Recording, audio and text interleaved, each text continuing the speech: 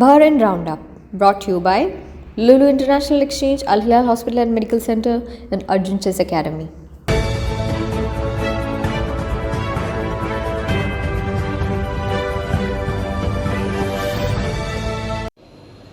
നമസ്കാരം. ഇന്ന് 2026 ഫെബ്രുവരി 21 ശനിയാഴ്ച.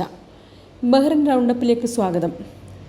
ഗാസയ്ക്ക് ബഹ്റിൻ്റെ സ്നേഹസ്പർശം എത്തിയിരിക്കുന്നു എന്ന വാർത്തയാണ് ആദ്യം. യുദ്ധക്കെടുതി അനുഭവിക്കുന്ന ഗാസയിലെ പലസ്തീൻ ജനതയ്ക്ക് ഐക്യദാർഢ്യം പ്രഖ്യാപിച്ച് ബഹ്റിൻ 100 ടൺ അടിയന്തര ദുരിതാശ്വാസ സാമഗ്രികൾ കൈമാറി. റോയൽ ഹ്യൂമാനിറ്റേറിയൻ ഫൗണ്ടേഷൻ മുഖേനയാണ് ഈ സഹായം എത്തിച്ചത്. UAEയുടെ ഓപ്പറേഷൻ ഗാലറ്റ് നൈറ്റ് 3 പദ്ധതിയുമായി സഹകരിച്ചായിരുന്നു ഈ ദൗത്യം. സ്ത്രീകളുടെയും കുട്ടികളുടെയും ആരോഗ്യ സംരക്ഷണത്തിന് ആവശ്യമായ മെഡിക്കൽ കിറ്റുകളും ഭക്ഷണവും വിമാനമാർഗം ഗാസയിലെത്തിച്ചു. ബഹ്റിൻ രാജാവ് ഹമദ് ബിൻ ഈസ അൽ ഖലീഫയുടെയും Sheikh Nasser bin Hamad Al ഖലീഫയുടെയും നേരിട്ടുള്ള നിർദ്ദേശപ്രകാരമാണ് ഈ സഹായം നൽകിയിരിക്കുന്നത്. ബഹ്റിനിലെ തൊഴിൽ വിപണിയിൽ സ്ത്രീകളുടെ പങ്കാളിത്തം വലിയ രീതിയിൽ വർദ്ധിക്കുന്നതായി തൊഴിൽ മന്ത്രി യൂസിഫ് ഗാലഹ് അറിയിച്ചു. 2025 കണക്കുകൾ പ്രകാരം തൊഴിലന്വേഷകരിൽ 70% സ്ത്രീകളാണ്. കഴിഞ്ഞ വർഷം 9,000-ലധികം സ്വദേശികൾക്ക് സ്വകാര്യ മേഖലയിൽ ജോലി നൽകാൻ സാധിച്ചു. നിലവിൽ 1,00,000-ലധികം സ്വദേശികൾ സ്വകാര്യ മേഖലയിൽ ജോലി ചെയ്യുന്നുണ്ടെന്നും സ്വദേശി തൊഴിലാളികളുടെ അവകാശങ്ങൾ സംരക്ഷിക്കാൻ മന്ത്രാലയം കർശന നടപടികൾ സ്വീകരിക്കുമെന്നും മന്ത്രി വ്യക്തമാക്കി. ബഹ്റിനിലെ വാണിജ്യ നിയമങ്ങളിൽ മാറ്റം വരുത്താനുള്ള നിർദ്ദേശങ്ങൾ നൽകാൻ പാർലമെൻറ്റ് അംഗങ്ങൾ ഒരുങ്ങുന്നു.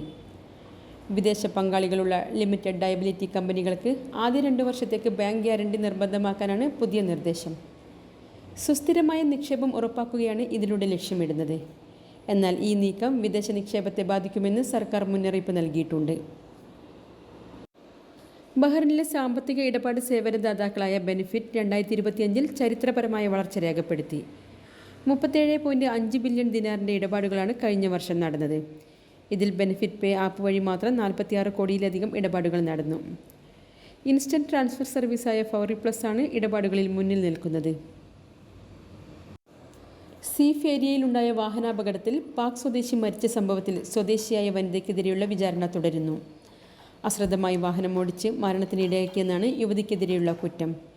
എന്നാൽ ചികിത്സാ പിഴവാകാം മരണകാരണമെന്ന് പ്രതിഭാഗം കോടതിയിൽ വാദിച്ചു. കേസിൽ മാർച്ച് 31 കോടതി വിധി പ്രസ്താവിക്കും. നിർമ്മാണ വൈകല്യമുള്ള കാർ വിറ്റ സംഭവത്തിൽ ഉപഭോക്താവിന് 8,000 ദിനാർ തിരികെ നൽകാൻ ബഹ്റിൻ അപ്പീൽ കോടതി ഉത്തരവിട്ടു. വാഹനത്തിന് ഗുരുതരമായ സാങ്കേതിക തകരാറുകൾ ഉണ്ടെന്ന് വിദഗ്ധ സമിതി കണ്ടെത്തിയതിനെ തുടർന്നാണ് വിൽപ്പന കരാർ റദ്ദാക്കിയത്. ബ്ലഡ് ഡൊണേഴ്സ് കേരള ബഹ്റിൻ ഘടകവും ബജവ 7 സ്റ്റാറും ചേർന്ന് കിങ് ഹമദ് ഹോസ്പിറ്റലിൽ രക്തദാന ക്യാമ്പ് നടത്തി. റമദാൻ മാസാചരണത്തോടനുബന്ധിച്ച് നടന്ന ക്യാമ്പിൽ 90ഓളം പേർ രക്തം നൽകി. BDK president Roji John, secretary Jibin Joy എന്നിവർ നേതൃത്വം നൽകി. One day, your child will face big decisions. Will they have focus? Will they have confidence? Chess builds calm thinking and smart decision-making. It develops confidence, discipline, and patience for life. For kids age 5 to 15, structured learning from beginner to advanced, expert coaches, personal attention. Join Arjun's Chess Academy. Classes available in Zinj Mahuz Manama. ഇന്നത്തെ money exchange നിരക്കുകൾ നിങ്ങൾക്കായി നൽകുന്നു Lulu exchange Bahrain.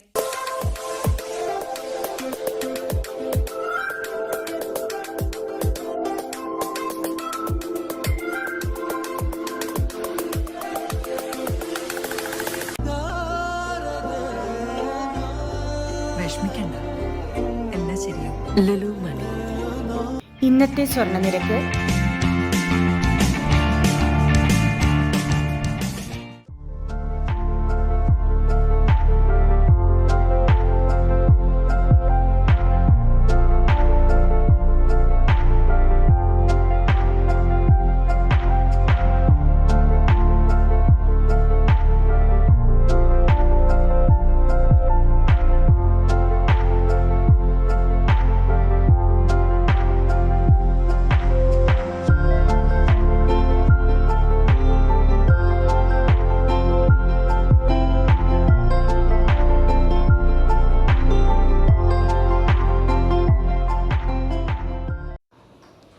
Bahrain പ്രതിഭ റിഫ മേഖലയുടെ sub committee ഉദ്ഘാടനം ബിനു മണ്ണിൽ നിർവഹിച്ചു.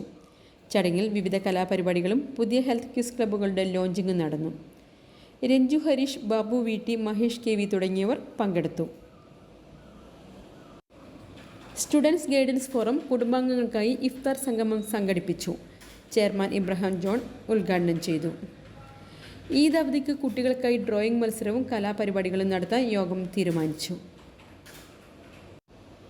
Bahrain Kerala native ball federation പുതിയ ഭാരവാഹികളെ തെരഞ്ഞെടുത്തു.